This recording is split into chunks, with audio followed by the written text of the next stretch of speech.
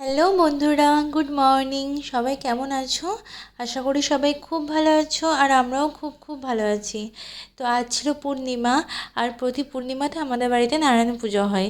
তো সেই জন্যই সকাল সকাল ঘুম থেকে উঠে স্নান সেরে রেডি হয়ে নিয়েছি। আর আজকে শাড়ি পরেছি। শাড়ি তো বাড়িতে সেরকম পরাই হয় না, সবসময় নাইটিই বেশি পরে থাকি। তো আজকে ইচ্ছা হলো যে বাড়িতে পুজো আছে যেহেতু, আর পুজোতে পুজোর সময় শাড়ি পরতে ভালো লাগে। তো সেই জন্য শাড়ি পরে রেডি হয়ে নিচে চলে এসেছি। এসে এই যে মাম্মামের সাথে একটু আদর করে দিলাম মাম্মামকে। আর তারপর মাম্মামকে বসিয়েছি টেবিলে জল খাওয়াতে। আর তারপর দেখো ওকে জল খাওয়ানো হয়ে গেছে। তো এবার সবার জন্য একটু চা করে নেব।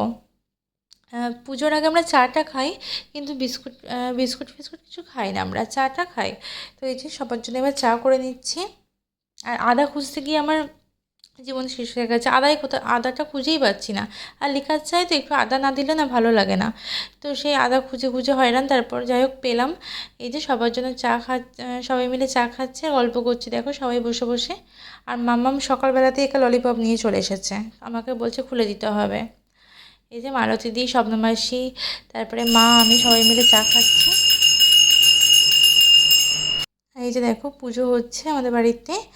আর এই যে তারপরে বাবার মাথাতেও একটু জল ঢেলে নিলাম। ফার্স্টে মা দিল, তারপরে আমিও জল ঢেলে নিলাম। তো চলো, ভিডিওটা কেমন লাগলো জানিও। যদি ভালো লাগে প্লিজ লাইক করো। টাটা।